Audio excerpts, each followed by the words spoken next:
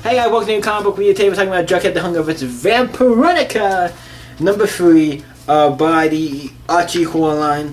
This is a book where they're crossing over the Jughead the Hunger book with the Vampironica book. Two of the Archie horror books are now crossing over in a little mini series. I'm like, okay, this is kind of cool. Cause the Archie Jughead the Hunger series ended with a continuing it. Definitely not over. It's gonna come back, and I was like, oh great, cool. It's continuing into this. I'm really excited.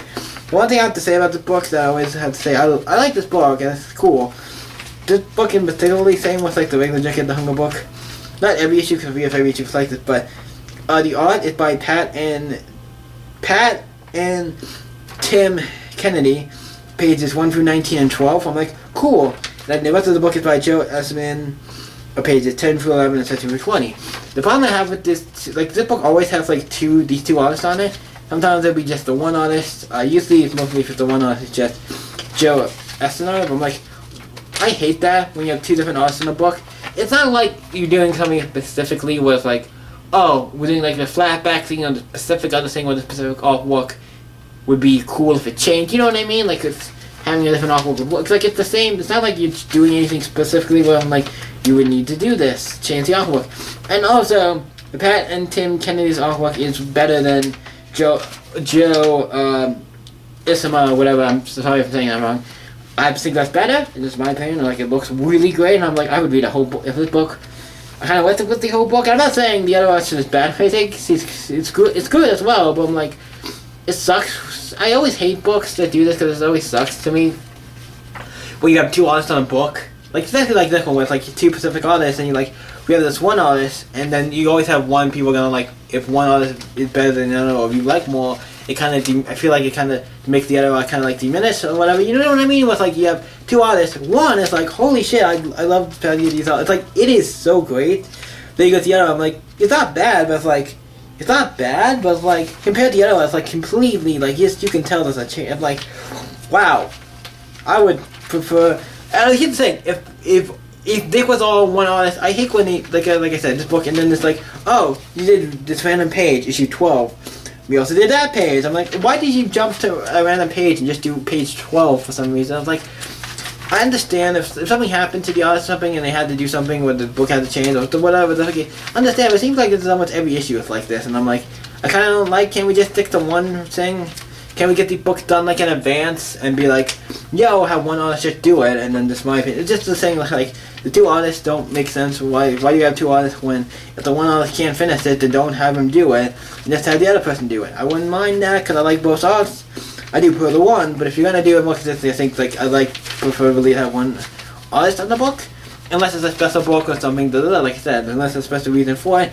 The book has no reason to have two different artists really, because it's just it's the way it doesn't really have any reason to change the art for any reason. But like I said, I like both artists. I'm not gonna say I don't like both artists. I do. Just it would be more nice if one artist just did the entire book. In my opinion, I don't care which one. Either one. It's just be more consistency. So it's you have this book where you're gonna have two different artists on throughout the entire series. I'm okay, that's weird. It's not they're going each. I don't know. It's just the ways I think this could have been. I don't. It's just weird. It's a little weird, but I'm not saying that that's a negative, just a low negative. That's barely even a negative. It's yeah, there's two artists on the book, and it's not really something I'm complaining because I like both artists. But one I like better than the other. I'm not going to be oh, I hate the other one. No, I like it. But it's one is I would be rather pick one. I'd be yeah, the first artist is great. I hate to when there's two artists and one obviously I like way better than the other. I'm I definitely would prefer this art for the book, for the entire book. But if the other book was this with just this art, I'll be fine as well. Either way, I'd be fine. But the other one's oh, why is this other one in here? I hate when you have a artist who I think is better than the other one. I'm it makes me not. I don't want to shit on the other artist because I don't think it's bad. But I'm I like the other one. The other one has I don't know. It's this is the thing I don't want to get into. Thing about saying if I do like both artists, I'm not going to say I don't like the one artist, but I like both artists. And we're getting off the topic because we're already 4 minutes and I haven't even jumped into the book yet. So let's jump into the book. I'm talking too much about the artist there for a minute, but the book is actually really great. It starts off in issue 3. Starts off there's this house party, and we see this party has to do with what does it say? I think it says the name. Blah blah blah. This is in Veronica's universe, and it looks like we have stuff like Jinx and stuff here. Jinx, who's another character I think from the Archie universe or something, and she finds a book for spells because her dad maybe gets into the occult stuff or does stuff. does a thing, does a spell. They don't know really what happened, but it's like, oh yes, we did a spell, the room's now in chaos. Like, yeah, what the hell happened? Obviously, we know what happened because we see what happened. Veronica got sent to Jughead's universe, and it seems like a bunch of the vampires did too. So Archie, Betty have met with Veronica the vampire Veronica from her universe, and they find out there's a bunch of vampires, they're killing people and stuff. So it's like, okay, I think the cat's out of the bag now that the vampires attacking the city and people being killed. I think the cat's out of the bag of, holy shit's going down, and where the fuck are the cops and all this? The other thing, but also the vampires. Every see vampires keep appearing and stuff. All three of them are fighting these vampires and shit. And then Veronica, they kill a couple, but Veronica does take them out to save them. Jughead has to do with what's called Pops. He turns into like a werewolf or something, or a vampire. I think a vampire. He's about to kill him. Then Jughead turns into just like you can do, and it's like, nope, I can't. He turns into a werewolf and just shucks him out the door. Now he's a young werewolf, and he hears some noise, so he goes to see. And Betty, Veronica, and Archie are talking to Veronica, and it's like, yes, Betty punches her in the face and does all this stuff, like, because he's a vampire stuff, she doesn't trust her and stuff. And Archie's like, I'll shoot you. It's like, okay, maybe you're definitely not my Archiekins. Archie, you wouldn't shoot me in the face. Then Betty stabs her in the hand and everything, and then Jughead comes and, like, is about to kill her and stuff. At least, they grabs her and slams her on the ground, knocks her out. Is about to kill her, they get into a little fight, but then Betty shoots her, and then they kind of stop for a minute. And then, like, Jughead is at a point where he's a werewolf, but right now it seems like he's not gonna just kill people, like he doesn't just kill, like now, it seems like he's gotten it a little under more control, because he's not killing Archie or Betty, and she didn't really kill, Veronica hasn't killed her yet, he might have, but he's not gonna hear this noise in the, water, and it is Sabrina's blowing, telling her about, like, hey, both of your wards are in danger, we gotta do this, we gotta listen to me very carefully to save everything, and that's where it ends. I'm like, oh cool, we get Sabrina in this.